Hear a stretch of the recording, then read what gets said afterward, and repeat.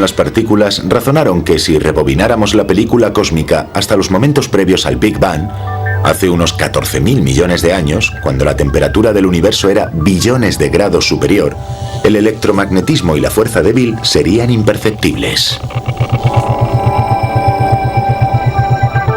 Igual que el hielo se derrite dentro de un vaso de agua bajo el sol, los experimentos demuestran que al acercarnos a las condiciones extremadamente calurosas del Big Bang, la fuerza débil y la electromagnética se funden para unir una sola fuerza llamada electrodébil. Y los físicos consideran que si se rebobina aún más la película, la fuerza electrodébil se uniría a la fuerte en una gran superfuerza. Aunque esto aún no ha sido demostrado, la mecánica cuántica ha podido explicar cómo operan tres de las fuerzas a nivel subatómico. Y de repente dimos con una teoría plausible para la física de las partículas más elementales, que nos permite describir todas las relaciones entre la débil, la fuerte y la electromagnética de un mismo modo. Tenía sentido y estaba documentado. Todo convergía hacia un concepto muy simple de las partículas y fuerzas conocidas. Un concepto que pasó a conocerse como modelo estándar. Creo que el nombre se lo puse yo. Professor Sheldon Glashow, Abdus Salam and Steven Weinberg.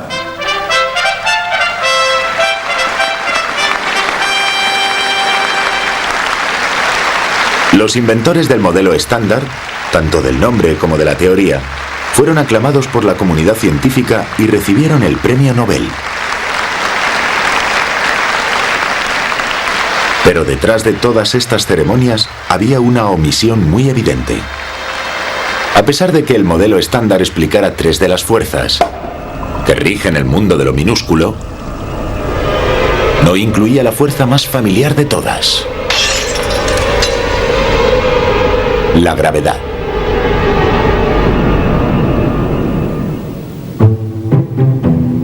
El modelo estándar eclipsó a la teoría de cuerdas, la cual quedó marginada dentro de la física. La mayoría de los compañeros de profesión perdieron el interés por completo en la teoría de cuerdas. Decían, muy bien, resulta muy elegante, pero no tiene nada que ver con la naturaleza. La profesión no se lo toma muy en serio, pero los pioneros de la teoría de cuerdas están convencidos de que hay una parte de realidad y siguen investigando este concepto. Pero cuanto más se adentraban en su teoría, más problemas encontraban. La teoría de cuerdas causaba numerosos problemas en sus inicios. El primero era que hablaba de una partícula que sabemos que no es tangible.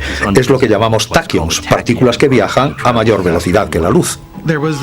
Se descubrió que esta teoría requiere 10 dimensiones, y eso ya es preocupante, ya que resulta evidente que eso implica más de las que conocemos.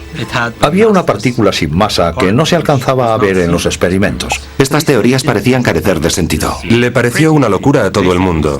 La teoría de cuerdas no lograba avanzar. Se llevaban las manos a la cabeza y decían, no puede ser cierto.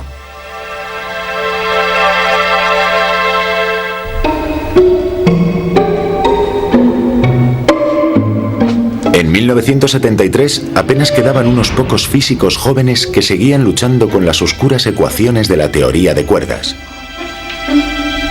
Uno de ellos era John Sparks, quien trataba de resolver algunos de sus numerosos problemas, como el de la misteriosa partícula sin masa descrita por la teoría, pero jamás vista en la naturaleza.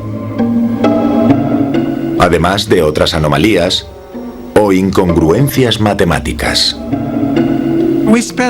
Dedicamos mucho tiempo a darle vueltas a la teoría. Hicimos lo posible por reducirlo a 4 dimensiones o por eliminar esas partículas sin masa y los taquions. Pero siempre quedaba mal y resultaba poco convincente. Sparks pasó 4 años tratando de domar las rebeldes ecuaciones de la teoría de cuerdas. Las modificó y ajustó en busca de todo tipo de combinaciones. Pero nada funcionaba. Cuando estaba a punto de abandonar la teoría de cuerdas, se le encendió una bombilla. Quizás aquellas ecuaciones describieron la gravedad, pero eso significaba que debían reconsiderar el tamaño de aquellos hilos de energía. Hasta ese momento no habíamos pensado en la gravedad, pero en cuanto se nos ocurrió que podíamos estar tratando con una teoría de la gravedad, tuvimos que cambiar nuestro concepto del tamaño de las cuerdas. Al suponer que las cuerdas eran billones de veces más pequeñas que un átomo, uno de los defectos de la teoría pasó a convertirse en una virtud. Aquella partícula misteriosa que John Sparks trataba de quitarse de encima parecía ser el gravitón, la codiciada partícula que supuestamente transmitía la gravedad en el nivel cuántico. La teoría de cuerdas había encontrado la pieza del rompecabezas que le faltaba al modelo estándar. Sparks envió su innovadora teoría acerca del funcionamiento de la gravedad en los niveles subatómicos para que se publicara. Nos parecía evidente que era correcta, pero no hubo ningún tipo de reacción por parte de la comunidad. Una vez más, las palabras de la teoría de cuerdas llegaron a oídos sordos. Pero Sparks no se iba a rendir. Había divisado el santo grial. Si las cuerdas describían la gravedad en el terreno cuántico, tenían que ser la llave para la unificación de teorías. Le acompañaba en aquella misión uno de los pocos científicos dispuestos a arriesgar su carrera por las cuerdas, Michael Green. En cierto modo creo que estábamos convencidos de que la teoría de cuerdas era correcta. Y no nos importaba demasiado que la gente lo viera en aquel momento, acabarían por verlo. Pero como respuesta a la seguridad de Green, él y Sparks deberían enfrentarse al hecho de que a principios de los 80, la teoría de cuerdas tenía lagunas muy importantes en cuanto a las matemáticas, llamadas anomalías. Y una anomalía es justo lo que parece, algo extraño o que se encuentra fuera de lugar que no debería estar ahí. Este tipo de anomalía es simplemente peculiar. Pero las anomalías matemáticas pueden suponer una maldición para una teoría de la física. Son un poco complicadas, de modo que aquí tiene un simple ejemplo.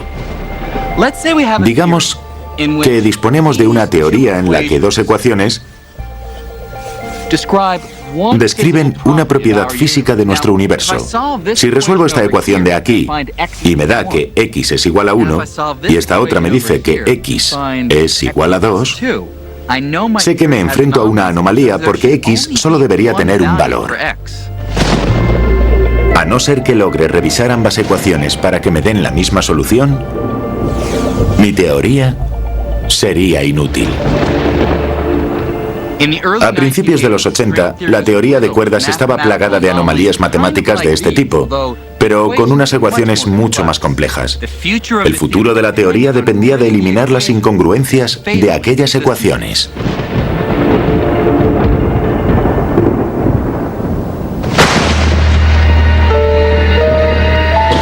Tras enfrentarse a aquellas anomalías durante 5 años, lograron culminar su trabajo en una madrugada del verano de 1984.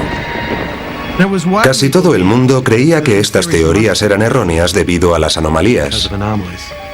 No sé muy bien por qué, pero yo estaba convencido de que se equivocaban. Sentía que la teoría de cuerdas era correcta, de modo que no podía tener anomalías, así que decidimos que teníamos que calcular todo aquello.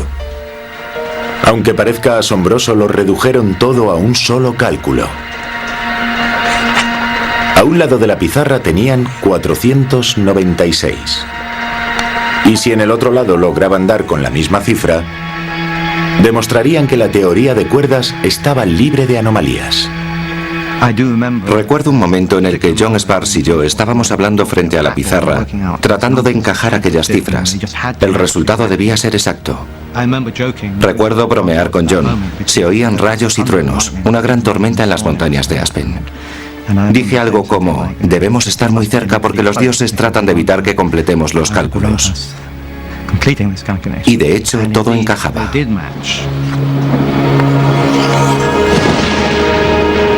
La concordancia de las cifras indicaba que la teoría estaba libre de anomalías. Y disponía de las bases matemáticas para englobar las 4 fuerzas. Dedujimos que las cuerdas, además de describir la gravedad, podrían explicar el resto de fuerzas. Se trataba de una posible unificación. Vimos la posibilidad de alcanzar el sueño que Einstein había expresado en sus últimos años: unificar todas las fuerzas en un marco más profundo.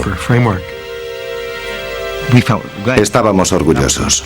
Se trataba de un momento extraordinario, porque ninguna otra teoría había logrado hacerlo. Ya era como si repitiéramos el mismo cuento. Cada vez que lográbamos algo creía que le apasionaría a todo el mundo, pero no era así. A esas alturas ya no me esperaba una reacción exagerada. Pero esta vez, la reacción fue fastuosa. En tan solo un año, el número de defensores de la teoría pasó de tan solo unos pocos a cientos. Hasta aquel momento, la charla más larga que había dado sobre este tema fue de 5 minutos en alguna conferencia sin importancia. De repente me invitaban de todo el mundo para dar conferencias y charlas.